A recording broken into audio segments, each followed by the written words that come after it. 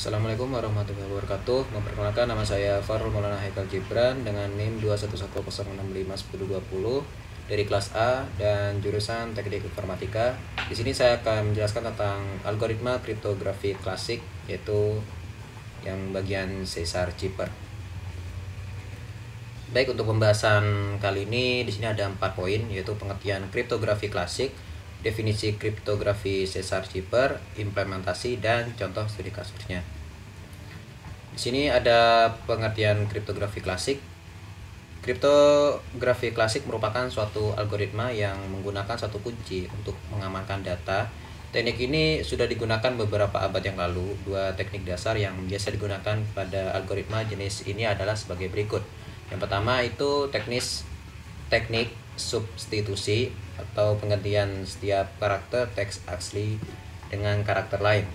Teknik transposisi atau permutasi dilakukan dengan menggunakan permutasi karakter. Selanjutnya di sini ada salah satu teknik enkripsi menggunakan kunci simetri adalah teknik substitusi, yaitu mengganti setiap karakter plain text dengan karakter lain.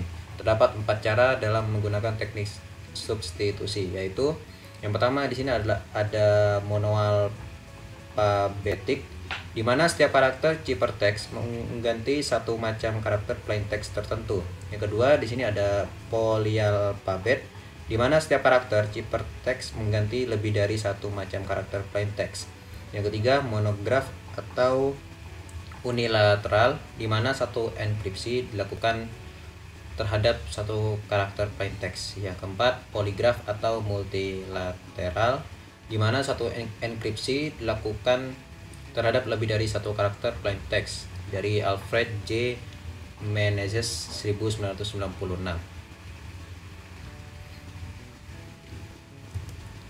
Untuk yang selanjutnya di sini ada algoritma kriptografi digunakan untuk membuat suatu pesan rahasia dengan struktur khusus. Algoritma ini akan memudahkan pembuatan pesan menjadi transkripsi secara cepat dan juga mudah untuk dibagi kembali. Dalam dunia keamanan dikenal istilah enkripsi ataupun kriptografi yang digunakan untuk menyembunyikan sesuatu. Ini bisa terjadi ya karena ada algoritma kriptografi yang digunakan oleh seseorang atau sekelompok orang. Adanya algoritma ini akan membuat mudah seseorang dalam pembuatan informasi yang disembunyikan tanpa bisa dilihat. Selain itu, jika menerima kode ataupun pesan rahasia lain, bisa dienkripsi dengan lebih mudah. Nah, ini intinya algoritma kriptografi ini sangat penting untuk menjaga kerahasiaan dari suatu pesan. Jadi akan sangat sulit bagi seseorang untuk mengetahui isinya tanpa mengetahui dasar algoritma yang nantinya akan diterapkan. Orang-orang yang bekerja di bidang keamanan atau security akan banyak mengurusi masalah kriptografi ini. Jadi mereka itu harus memahami kira-kira mana algoritma yang paling sesuai dan bisa digunakan untuk keamanan. Ini biasanya digunakan di berbagai platform seperti aplikasi pengiriman pesan. Salah satunya itu pesan yang dikirimkan dengan menggunakan aplikasi WhatsApp. Seluruh pesan yang ada di sana sudah terenkripsi dengan baik dengan memanfaatkan algoritma kriptografi. Artinya, berbagai jenis pesan yang ada di dalamnya itu tidak akan bisa dibaca oleh orang. Bahkan pemilik platform sendiri tidak akan bisa melakukan itu karena proses enkripsi yang sudah dilakukan berjenis end-to-end atau antara penerima dan pengirim. Di sini saya akan lanjut. Di sini definisi kriptografi Caesar Cipher. Caesar Cipher adalah algoritma yang digunakan oleh kriptografi simetri dan digunakan jauh sebelum sistem kriptografi publik key ditemukan. Kriptografi klasik yang ada dan beberapa bentuk algoritma klasik dianggap optimal karena mudah dipecahkan. Penggunaan Caesar Cipher pada masa Romawi menunjukkan kemajuan peradabannya. Padahal di masa itu pengubahan plain text menjadi ciphertext maupun sebaliknya amatlah rumit. Semua serba manual, jangankan komputer, listrik saja belum ditemukan. Caesar Cipher tergolong Cipher substitusi. Kenapa? Karena itulah sebabnya jika dibandingkan dengan algoritma lain di zaman modern ini, Caesar Cheeper dianggap sebagai metode kriptografi paling sederhana, paling lemah, dan paling mudah dibobol dengan brute force attack. Maksudnya itu setiap unit plain text diganti dengan satu unit ciphertext. Satu unit bisa berupa huruf, pasangan huruf, atau kelompok huruf. Di sini kita langsung saja ke implementasi Caesar Cheeper. Nah, untuk implementasinya di sini dikatakan setiap karakter digantikan dengan 3 karakter berikutnya dengan modul 26. Ini adalah rumusnya ya. C sama dengan E kali P sama dengan P plus 3 modulo 26. Lalu P sini D dikali C sama dengan C dikurangi 3 modulus 26. Di sini di bagian atas ini adalah yang P atau apa namanya tadi kalau nggak salah, plain text kalau nggak salah ya tadi. Ya, plain text. Yang di bawah itu ciphertext. Nah, ini kenapa kok bisa beda? Dikarenakan nantinya kita bakal ambil 3 karakter. Di setiap satu karakter itu nanti kita bakal maju ke depan sebanyak 3 karakter. Semisal saja seperti ini. A ini di bawahnya D. Jadi kan nanti kita bakal maju ke depan sebanyak 3. Berarti 1 2 3 berarti D.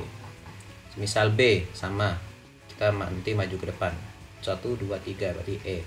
Contoh yang lain mungkin P. P itu di bawahnya S.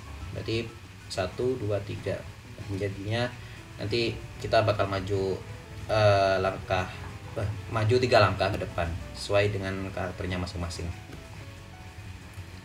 Nah, di sini saja kita masuk ke contoh studi kasusnya. Di sini adalah saya punya kalimat teman-teman ya. Di sini ada Budi membeli makanan di warung. Jadi kita langsung saja untuk menyamakan atau memajukan karakter sebanyak 3 huruf ke kanan. Misal aja B itu E. Ini yang huruf U itu X. Lalu D-nya itu G. Untuk I-nya L. Oke, jadi kurang lebih seperti itu, teman. Membeli, M-nya itu adalah P. E-nya itu H. M-nya P. B-nya itu E. E-nya itu H. L. L itu O. I-nya itu L juga. Oke. Lalu untuk kata makanan, ini P, lalu A-nya itu D, K, N, untuk A-nya juga D, N-nya itu N, Q, D, dan Q lagi. Lalu untuk kata D, D-nya itu G, dan I-nya itu L. Yap. Lalu untuk kata warungnya, W itu Z, A itu D, dan R-nya itu U, U-nya itu X, N-nya itu Q, lalu G-nya itu J. Nah, kurang lebih seperti itu untuk contoh studi kasusnya Cheeper substitusi. Jadi ini sama halnya seperti enkripsi. Jadi nanti gak banyak orang yang bisa mengetahui tentang sistem kerjanya atau mungkin artinya.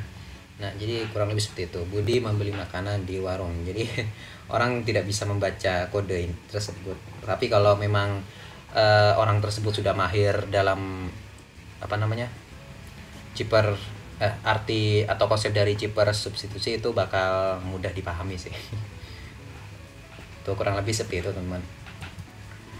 Baik, sekian untuk penjelasan materi dari kriptografi klasik Caesar Cheeper. Terima kasih dan mohon maaf apabila ada salah kata dari sekian banyaknya penjelasan dari materi dari saya. Saya mohon maaf yang tiada batas. Sekian, wassalamualaikum warahmatullahi wabarakatuh.